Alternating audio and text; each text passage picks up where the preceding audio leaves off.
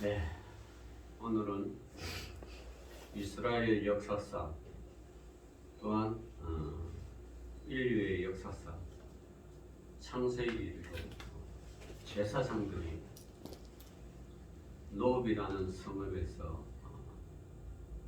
한순간에 85명을 죽는 그런 전무후무한 비극적인 날이 오늘 사무엘을 통하여 자세하게 기록되어 있습니다.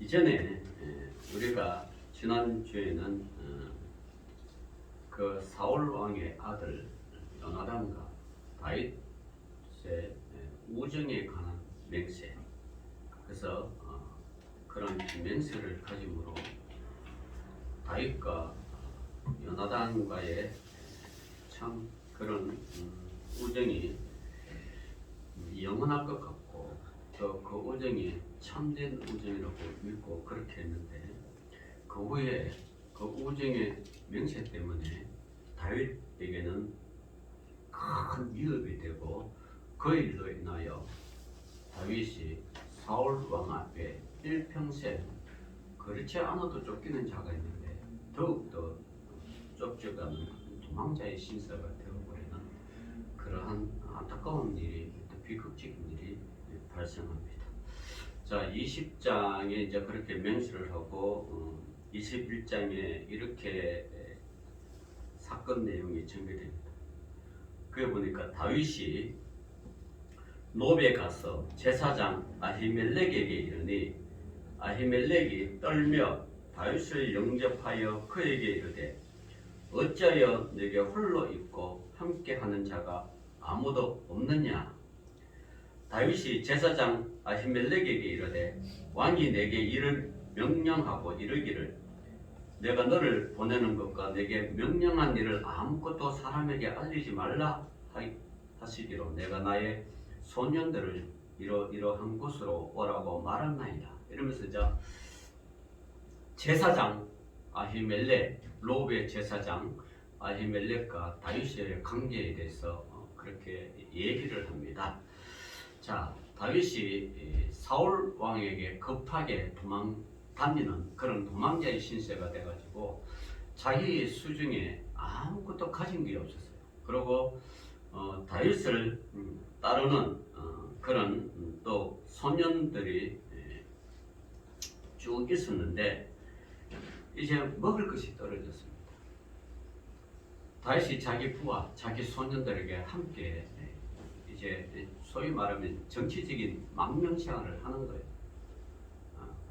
망명생활을 할 때 자기를 따르는 무리에게 아무리 망명생활을 해도 먹을 것과 입힐 것을 줘야 되잖아요. 그런데 다윗의 수중에는 자기 떡 5밖에 없다. 계속해서 쫓겨야 되는 도망자 신세에서 이 5밖에 줄 것이 없으니 아히멜렉 제사장에게 도움을 요청합니다. 원하건대 나에게 정말 떡을 좀 주고 먹을 것을 좀 주고 그렇게 좀 해주시오. 그렇게 할 때 이 아히멜렉 제사장은 어떤 정치적인 요소를 전혀 고려하지 않고, 왜냐 그러면 사울 왕이 다윗을 도와준 사람에게는 주의고하를 망명하고 아주 그 가족을 멸치시킨다. 그렇게 전국에다가 지금 지명수배를 내린 상태 아닙니까? 그걸 도와준다는 것은 죽음을 자초하는 거죠. 오늘날 민주사회도 아니고, 민주사회도 어떤 도망자를 도와주거나 뭐 범죄를 도와주면 이게 또 걸리잖아요. 특히 이 남북 간에 대치된 상황에서 간첩을 이렇게 숨겨주고 이러면 또 걸리잖아요. 그럼에도 불구하고 이 아히멜렉은 그런 어떤 정치적인 계산을 다 떠나서 오로지 인간적으로, 휴머니즘으로 다윗을 도와줍니다. 자, 그래서 도움을 요청한 다윗에게 아비멜렉은 도와줍니다. 야, 우리에게 이 진설병이 있다. 진설병이 있으니까 이것밖에 줄 수가 없다. 그런데 이 진설병을 먹으려 그러면 단 조건이 있다. 그것이 뭐냐 그러면 소년들이 당신들이 따르는 그런 그 소년들이 여자를 가까이 하지 아니하면 이것을 먹을 수 있는 자격이 있다. 다시 말하면 거룩하고 성결해야만이 먹을 수 있다 이러니까요. 다윗이 대답을 하죠. 여자를 가까이 하기는 고사하고 지금 피해 다니라고 도망 다니느라고 언제 여자를 가까이 할 시간도 없고 그럴 여력도 없다. 그러니까 이 사람들은 성결하다. 그렇게 이야기를 하죠. 그렇게 이야기를 하니까 이 제사장이 6절을 보면 거룩한 떡을 주었으니 이제 그런 진설병 그리고 이 떡은 더운 떡을 드리는 날에 물려낸 것이다. 아마 이 진설병은 여러분 알다시피 지성소 앞 떡상 위에 6개씩 두 줄로 정렬해 놓은 12덩어리의 무교봉입니다. 무교봉 여러분 아시죠? 출애굽을 이스라엘 백성들이 출애굽할 때 거푸에 나가니까 이제 떡을 만드는데 이 누룩을 넣지 않는 그런 떡 그걸 무교병이라고 합니다. 그래서 그럼 왜 누룩을 안 넣느냐? 누룩을 넣으면 떡이 부풀어 오르잖아요. 부풀어 오르기 때문에 세상과의 어떤 그런 단절을 시키기 위해서 정말 아무것도 넣지 않는 그 무교법 순결한 걸 원하는 거죠. 그래가지고 그것을 이제 했는데 이걸 이제 빻아가지고 고운 가루를 만들어가지고 매 안식년마다 안식일마다 새 떡을 성소에 가져와가지고 묵은 떡은 새 떡 가져왔으니까 교환해야 되잖아요. 그래서 그 묵은 떡은 제사장들이 먹는 거예요. 그러면서 12진설병은 하나님 앞에 구별된 이스라엘 12지파를 의미하면서 매 안식일마다 그 전에 사왔던 떡을 이제 가져와서 새 떡을 무교포 새 떡을 그 떡밖에 없다. 이것이라도 먹을 것이냐, 그죠? 그 무교병 여러분 딱딱하고 오래되니까 맛도 없잖아요. 여러분 소떡도 금방 먹을 때 따끈하고 뿔이 있어가지고 만데 이게 무교병 그렇지도 않고 정말 딱딱한 거 아무것도 안 넣는 그런 걸 먹으려니까 얼마나 힘들겠어요. 그런데도 불구하고 이것밖에 줄 수 없다. 그러니까 소년들이 성결하고 그렇게 하니까 주겠다. 이렇게 이제 준 거죠. 자, 그렇게 주면서 다윗이 이 아히멜렉에게 신세를 졌죠. 자, 이런 상태에서 7절에 보면 사울의 신하 중에 이게 도액 사람, 도액이라는 사람이 있는데 이 사람의 출신은 에돔입니다. 여러분, 이 도액이라는 사람이 에돔 출신인데 에돔은 여러분 아시다시피 이방신들을 섬기잖아요. 이방신을 섬기기 때문에 이스라엘의 제사장에 대한 어떤 그런 거룩한 하나님에 대한 두려움이 전혀 없는 사람이에요. 이방인 신을. 그 사람이 어떤 연으로 사울의 목자장이 되었다 이렇게 기록을 합니다. 자, 에돔 사람 이방인 그 도액이 사울의 목자장이 되었다는 이 말은 사울은 벌써 여호와 유일한 하나님 여호와를 섬기는 것이 아니라 잡신을 섬기는, 그죠? 여호와 외를 다른 신을 섬기는 그런 사람을 제사장으로 섬겼으니까 이 영혼이 온전하겠어요? 그러니까 하나님을 떠난 사람이에요. 사울 왕은 하나님과의 관계가 없고 왕으로 세울 때는 참 하나님의 은혜를 받아가 일평생 하나님을 섬기라 그러는데 정치하는 도중에 왕으로서의 어떤 권한을 행사하는 도중에 하나님을 두려워하는 것이 싹 사라지고 세상 권력을 가지고 사람들을 통치하려고 그러고 사람 마음에 안 들면 죽이고 살리고 하는 그런 이런 정치적인 권력으로 이거 변질되어 버리는 그렇게 되어버렸어요. 그래서 오늘날도 여러분 사실 그 성직자들 천주교나 또 중들이나 목회자들은 정치에 이렇게 발들어 놓으면 그 좋지 않습니다. 이 정치라는 이런 권력에 맞들리면요, 여러분 이 권력은 이 마약과 같아가지고 권력이 얼마나 좋아요. 권력만 있으면 주위에 사람이 몰리잖아요. 자기 마음대로 할 수 있잖아요. 그러니까 그 달콤한 맛이 마약과 같아가 끊을 수가 없는 거예요. 그러니까 여러분 심령이 바르고 깨끗한 사람 정치 잘 안 합니다. 왜냐하면 그 정치의 흙탕물에 어떻게 들어갑니까?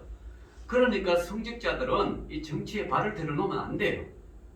발을 들어놓는 순간 그 사람은 성직자로서의 그 역할을 잊어버려요. 뭐 두 가지 일을 병행한다. 그는 말은 좋은데 이상적이죠. 그런데 오늘날 많은 한국교회 목회자들이 어떤 뭐 장들이 되면 이 정치와의 권력에 이게 연결이 돼가지고 계속 이 정치의 어떤 그런 흐름에 발을 들여가지고 그 정치적인 행동을 많이 합니다. 그럼 그 뭐 저기 한교총 회장지는 정광훈 목사 같은 사람들이 얼마나 이 정치 본인은 정치를 안 하려 그래도 이왕 정치에 물들어가지고 주변 사람들 통하여 계속해서 정치를 하게끔 만드는 거예요. 그러니까 이 목회자들은 처음부터 정치에 발을 들어놓으면 안 돼. 발을 들어놓는 순간 차라리 목회의 직을 포기하고 하고 발을 드러나가지고 정치적으로 하나님의 일을 잘 받들어서 잘 나가면 되는데 그렇지 않으면요 목회직도 하고 정치도 한다고 이거는 안 되는 거죠. 안 되는 거예요. 그렇게 하는 순간 하나님과의 관계에서 떠나는 거죠. 그러니까 이게 참 자 그런데 이 사울은 벌써 에돔 사람 도액을 자기 목자장으로 섬겼다. 하나님을 섬기는 제사장을 자기 목자장으로 섬겼으면 이게 상관이 없는데 이방신을 섬기는 이 에돔 사람 도액을 자기 목자장으로 섬겼다는 것은 이건 벌써 종교의 타락, 혼합된 종교, 혼합 종교로 빠졌다는 거죠. 자, 그래서 이 도액이 나타나가지고 이제 일러 바칩니다. 다윗이 지금 이 노업으로 가가지고 제사장 아히멜렉에도 도움도 받고 또 칼도 받고 여러 가지 지원을 받았다니까 그 일이 이제 사울을 화나게 했죠. 그래서 사울이 제사장을 이제 부르는 거죠. 자, 부르는 것이 이제 오늘 여러분들이 이 22장 우리가 읽었던 그런 흐름들입니다. 자, 이때 다윗은 처음에 노 제사장 아히멜렉 가가지고 소년들과 했지만도 나중에 22장에 보면 계속해서 사울이 쫓김을 당해요. 쫓김을 당해가지고 아기스로 가가지고 미친 채까지 다 하고, 그죠? 침 질질하면서 미친 채까지 하면서까지 자기 목숨을 구걸할 때 그 정치적인 망명이 순탄치 않았어요. 얼마나 힘들었던지. 자, 그래서 22장 당하니까 그럼에도 불구하고 22장 1절에 한번 봅시다. 자, 그러므로 다윗이 그곳을 떠나 아둘람 굴로 도망하며 그의 형제와 아버지의 온 집이 듣고 그리로 내려가서 그에게 이르렀고 22장 2절 한번 읽어봅시다. 참 중요한 말입니다. 읽어봅시다. 시작. 환난당한 모든 자와 빚진 모든 자와 마음이 온통한 자가 다 그에게로 모였고 그는 그들의 우두머리가 되었는데 그와 함께 한 자가 400명 가량이었더라. 다윗이 이 당시에 사울 왕의 그 폭정에 의하여 포악한 정치에 의하여 아무 희망이 없는 그런 사람들이 이제 유일한 희망이라고는 다윗밖에 없다. 그러면서 다윗에게로 모여들었어요. 다윗에게로 모여드는데 그 수가 얼마예요? 400명. 400명. 그리고 또 그것이 400명이라는 사람이 이제 다윗이 갑자기 400명이라는 이런 자기한테 모여든 사람이 이것도 역시 뭐요? 이 사람들을 먹을 거 입힐 걸 어떻게 해야 돼요? 제공해야 되잖아. 참 이게 힘든 거예요. 정치라는 얘기에. 그래서 이제 자 그렇게 하면서 그걸 또 이 다시 노 제사장 아히멜렉에서 도움을 청하죠. 자, 9절이 이제 그거예요. 그때에 에돔 사람 도액이 사울의 신하 중에 섰더니 대답하여 이르되 이새의 아들인 노베 와서 아히두베의 아들 아히멜렉에게 이런 것을 내가 보았는데 아히멜렉이 그를 위하여 여호와께 묻고 그에게 음식도 주고 뭐요? 블레셋 사람 골리앗의 칼도 주었더라. 자, 오늘 우리가 읽었던 이 노브이라는 이곳은 어떤 것인가? 노브는요, 원래 이 땅은 베냐민 지파예요. 베냐민 지파에 있는 그 성, 실로 성이 완전히 이제 파괴돼 가지고 파괴된 후에 어떻게 하나님한테 또 제사를 드릴까 하면서 점점 모여든 것이 노브이에요. 노브이 이스라엘 내에서 성지가 된 거예요.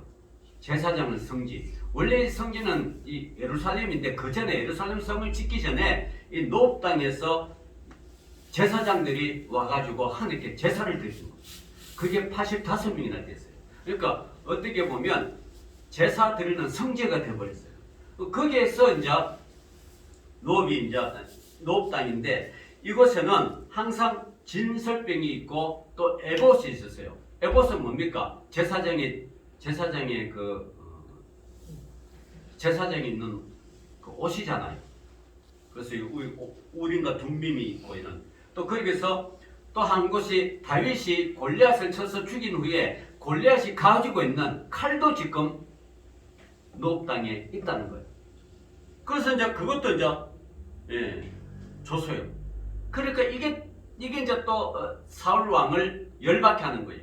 열받게 해가지고 사람을 보내죠. 사람을 보내서 야, 자기 신하들에게 이 노브 땅 제사장들 그냥 다 죽여버리라.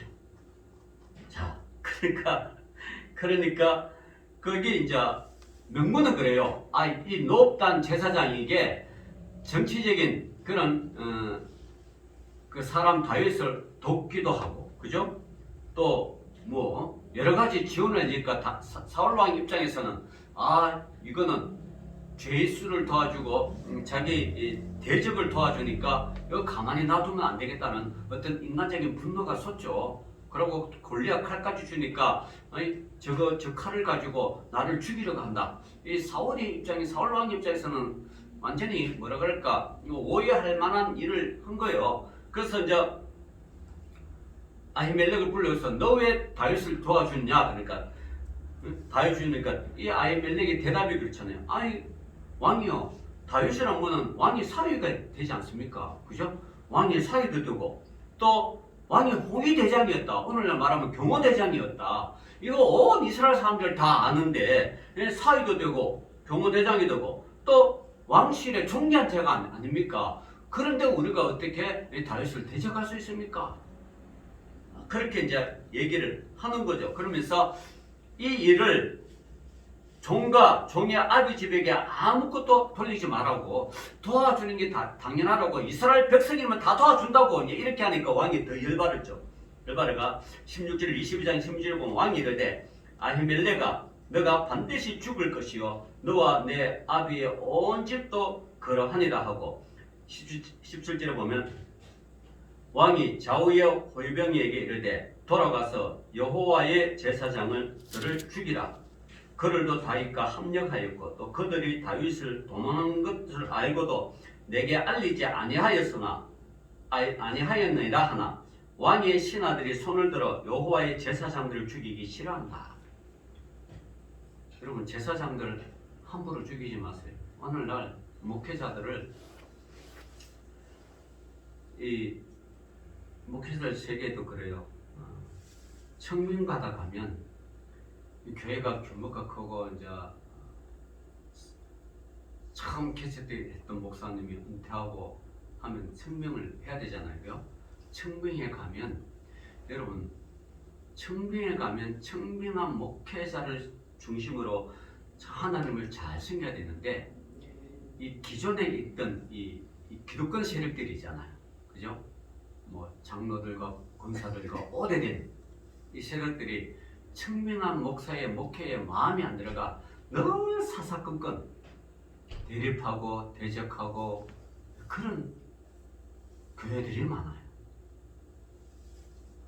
자, 그렇게 대적하고 대립하려고 그러면 처음부터 청명하지 말든지, 그렇지 않으면 청명을 했으면 그 목사의 중심으로, 원론 목사는 원론 목사들 대우를 해주면서 그 목사의 중심으로 잘 교회를 세워야 되는데, 이게 그렇지 않으니까 그 목사가 하는, 청명된 목사가 하는 이 일에 사사건건 태클을 걸고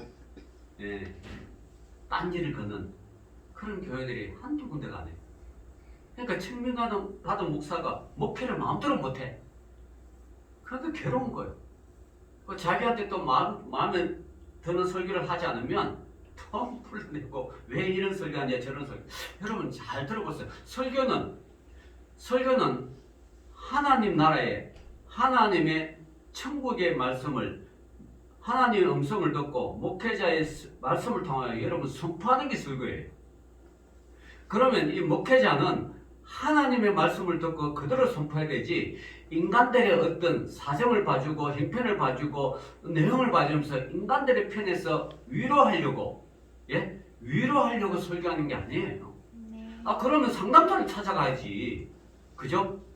왜 설교를 들어요? 설교는 그런 게 아니에요. 설교는 여러분 마음을 뭐 이렇게 따뜻하게 해주고 온해주고 뭐 이렇게 하는 게 아니에요. 설교는 때로는 나의 신앙이 잘못되면 칼처럼 가슴을 파게 들어와가지고 아리기도 하고, 엄청나게 하나님 말씀이 찌르기도 하고, 혼과 골과 영역을 골수를 찔러 쪼개기까지 하잖아요. 그게 설교란 말입니다. 그런데 이 설교를 갖다가 내 마음에 안 들었다고, 내 마음에 안 맞다고, 목사님 내 형편과 사정을 다 알면서 어떻게 강대사 그런 설교를 하냐고 이렇게까지 막 몰아붙여서, 그렇게 하면 여러분 그건 설교로서의 자격이 없는 거예요. 아니 설교가 아니죠. 그거는 듣기 좋게 말하는 상담가지. 상담가와 설교가는 다릅니다. 상담가는 그 사람의 마음을 헤아리고 돋아주고 힘들게 하지만, 설교는 하나님 말씀을 가감없이 더하거나 빼기 없이 하나님 말씀을 그대로 전해주는 거잖아요. 이게 설교잖아요. 그죠? 여러분 설교할 때 하나님 오늘 나한테 어떤 위로를 말씀 줄까, 이것도 좋지만 하나님이 나를 통해 어떤 내가 잘못된 부분, 죄를 깨닫게 하고, 이것도 기대하는 게 이게 설교예요. 그런데 좋은 것만 잠깐, 좋은 거면 여러분 음식은 달달하면 몸에 좋을지 모르지만 처음에 먹으면 좋을지 모르지만 나중에는 몸을 몸을 망가뜨리잖아요. 당뇨가 있게 하고 몸을 망가뜨리는 거예요. 이 설교도 그래요. 여러분 입맛에 똑똑하는 설교는 결국은 여러분의 심령을 망가뜨리는 거예요. 여러분 심령을 지옥불로 가게 하는 거예요. 그건 설교가 아니죠. 설교는 하나님 말씀 들어가 죄를 책망하게 하고 회개시키고 하나님 길을 바르게 가기 위해서 하는 게 이 설교인데, 그렇게 하지 않은 게 이 설교라는 거는 이거는 있을 수가 없는 거예요. 그런데 이 청명된 목사는 마음껏 설교를 못하기 때문에 어떻게 해요? 사람들의 눈치 보면서 입맛에 맞는 설교를 한다는 거예요.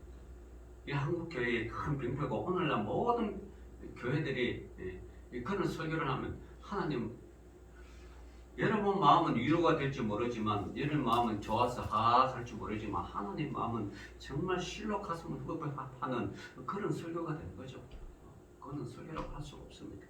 자, 그래서 오늘 보니까 이 아히멜렉도 그거죠. 사울 왕이 입맛에 따라 안 한다는 거예요. 자기는 하나님의 일을 맡음을 가지고 이렇게 하는 거지, 사울 왕이 어떻게 입맛에 다 우리가 보살피냐. 자, 그렇게 해서 충돌에 의해서 하니까 드디어 사울이 이제 죽이라고 명령하죠. 죽이라고 하는데, 왕의 신하들은, 이스라엘 백성들은 안 죽입니다. 왜냐하면 제사장이 어떤 분인지 알기 때문에.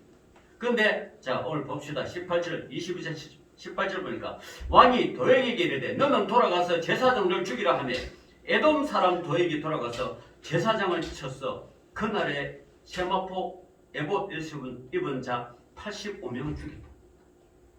이방 신을 섬기는 자를 통해서 죽여버립니다. 이게 참 큰 사건이죠.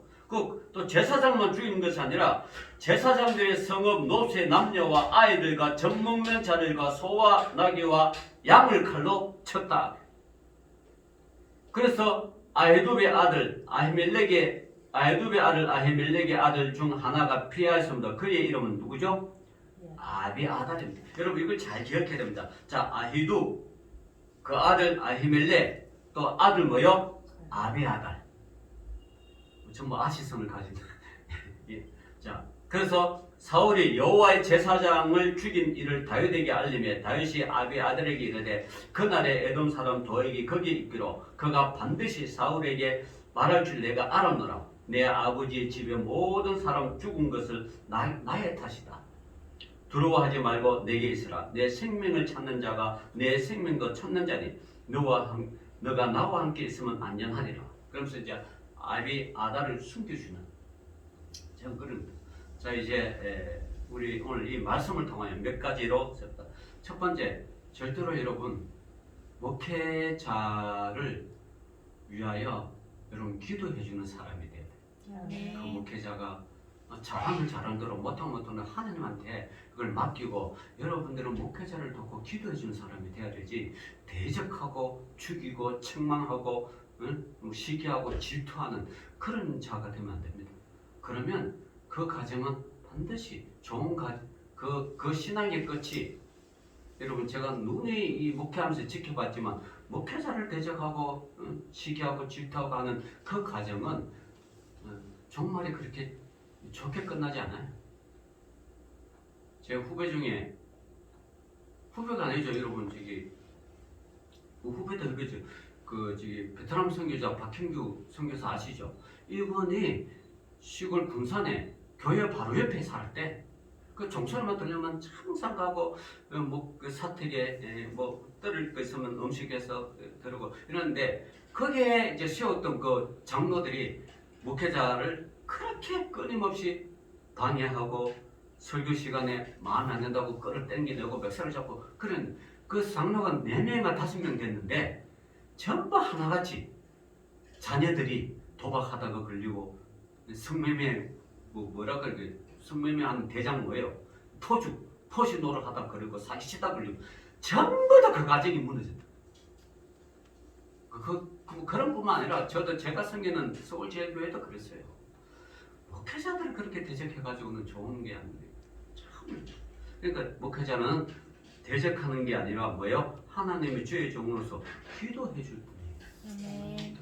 여러분 기도하는 게 그 기도가 여러분의 복이 되는 거예요. 자, 두 번째로 여러분 이 에돔 사람 도에 이방인과의 이 일을 도모한다거나 결혼하면 안 되는 거예요. 정말 절대 하면 안 돼요. 이방인과의 결혼한다. 믿지 않는 자와 결혼한다. 이거는 사도 바울 그랬잖아요. 물과 기름이 어떻게 쓰이고 비례아이가 예수 그리스도가 어떻게 만납니까? 안 된다. 차라리 혼자 사는 게 낫지. 이방인 가지고 결혼해가 안 믿는 사람 결혼해가 내가 잘하면 믿겠지. 그만큼 어려운 게 없어요. 그리고 세 번째로 자 오늘 이건요. 제가 아까 이야기했죠. 20절 아히두베의 아들 아히멜렉의 아들 아비아달이 나오죠. 이 아히두비 누구냐? 잘 들어보세요. 이 아히두는 엘리의 손자이자 비느하스의 아들. 자 오늘 이 롭 땅에 제사장 85명이 죽은 것은 어떤 거냐? 이게 사무엘 2장에 나오는 이게 엘리의 제사장 비느하스 있잖아요. 이 비느하스가 나쁜 제사, 하나님 앞을 거역하는 제사를 드렸기 때문에 하나님 진노가 엘리에게 임하고 너의 자손들 한 사람도 뭐요? 이 노인이 없으리라. 그 예언이 이루어지는 것이고 그 예언이 이루어지는 것. 이거 보면 참 우리가 하나님의 예언 하나님께서 하시겠죠 하면 1.1억도 어그러질 것이 이루어지는 것. 그러니까 이 모든 제사장의 이 85명이 한 몫에 죽는 이것은 결국은 그 근으로 올라가면 누구예요? 엘리한테 있다는 거예요. 엘리 제사장이 자녀들을 잘못 가르쳤기 때문에 잘못 했기 때문에 그것이 비나스가 잘못된 제사, 그 제사를 지 마음대로 드리고 지 마음대로 제사 제물을 지 마음대로 취하고 좋은 거 지 마음대로 하나님 앞에 드릴 것을 자기가 다 취하고 이러니까 하나님이 비나스를 죽이면서 하는 이야기가 엘리 제사장에게 그러잖아요. 너 가문의 제사장들은 노인이 없게 하리라. 이런 하나님의 진노가 오늘 이 아히멜렉에게 임하는 거예요. 그 하나님의 그 진노가 시대를 초월해서 이루어지는 것을 볼 수가 있어요. 참 이거 무서운 징계입니다. 엘리가 잘못했던 그것이 손자의 손자까지 정손자까지 계속해서 이어져 내려는 하나님은 정말 그분을 대적하면 끝까지 기억했다가 하나님께서 징계하신다는 이 사실은 정말 우리가 하나님을 잘 섬겨야 되는 이유 중에 하나예요. 하나님을 사랑하고 그를 따르는 자는 천대까지 복을 내리게 하지만 하나님을 업신여기고 하나님을 대적하고 하나님을 사랑하지 않는 자는 이게 자자손손이 저주를 받고 노인이 없다고 하는 것은 장수하지 못한다는 거죠. 그죠? 그렇게 단명하고 하는 것은 하나님의 저주가 임한다는 거죠. 그러니까 여러분 우리가 이왕 주를 섬기는 사람이라면 나의 어떤 그 상황에 따라 하나님을 버렸다 또 했다 섬겼다 이렇게 하지 말고 초질간으로 하나님을 섬겨. 이것이 초질간에 벗어버리면 안 되는 거예요.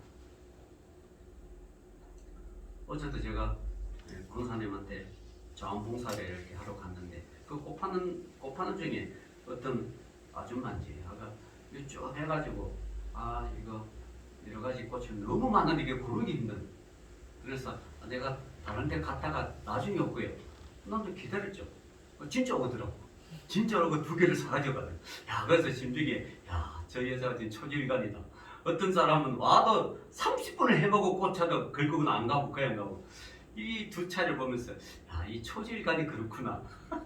그래서 얼마나 기뻤는지 마음이 이 초질간에 하겠다면 뭐 다른 꽃이 없어요. 그렇게 좋은 꽃들도 다 포기하고 뭐요? 내가 사겠다는 그 사람 나랑 언제 만나겠어요? 언제 또 보겠어요? 그 약속 하나 지키기 위하여 하고 와가지고 하나 달고 2개 이렇게 양손 들고 가는 거 보고 참 보람도 느끼고 기쁨도 느끼고 저게 초질간이구나. 사람이 말을 하면 지킬 줄 아는 그게 빈말이라도 지킬 줄 아는 그 신실함 진짜 기쁘세요. 그래서 오늘도 우리가 하나님을 섬길 때는 하나님 여러분 정말 초실간으로 섬겨야 돼. 하나님 나한테 잘해준다고 하고 못해준다고 막 배신하고 이러면 안 돼요. 목숨까지 내버리면서도 초실간 그것이 예수님이잖아요. 자기가 맡은 사명 십자가 고통 뻔히 알면서도 하나님을 아버지를 향한 자기 맡은 임무를 초실간 쭉 하잖아요. 그런 초질간의 신앙 이 엘리 제사장의 가문은 그 초질간을 못 되고 필요에 따라 하나님을 사용하고 이용하고 마음껏 유련하는 바람에 그 엘리 제사장뿐만 아니라 그 아들 정손자 그 후손자까지 계속해서 이 참 노인이 없는 그런 가정으로 하나님께 하겠다는 것 그게 이루어지는 이 예언의 말씀 너무 놀랍기도 하고 참 그렇습니다. 그래서 여러분 오늘도 우리 해맑은 교회 성도들은 정말 초질간 하나님만 이왕 섬긴 거 내 목숨까지 다 해서 따르는 거. 여러분 우리가 이제 예수님을 섬긴다는 게 섬김은 2가지 있죠. 예수님을 끝까지 따르는 거고요. 섬김이 2가지 있어요. 예수님을 끝까지 따르는 거고 그게 첫 번째고 2번째 순종도 섬김이에요. 그러니까 끝까지 따름과 순종 이 성님 2가지 뜻이 포함되어 있어요. 그래서 여러분 예수님을 끝까지 따르고 또 어떤 일이 이유되더라도 핑계치 말고 잘 섬기는 예수님을 잘 섬기고 하나님을 잘 섬기는 저와 여러분 되시기를 주의 이름으로 축원합니다. 기도합시다. 주님 감사합니다. 오늘도 믿음의 백성들 주님을 섬기기로 하는 이 마음 영원히 변치 않게 하여 주옵소서. 예수님 이름으로 기도 올리옵나이다. 아멘.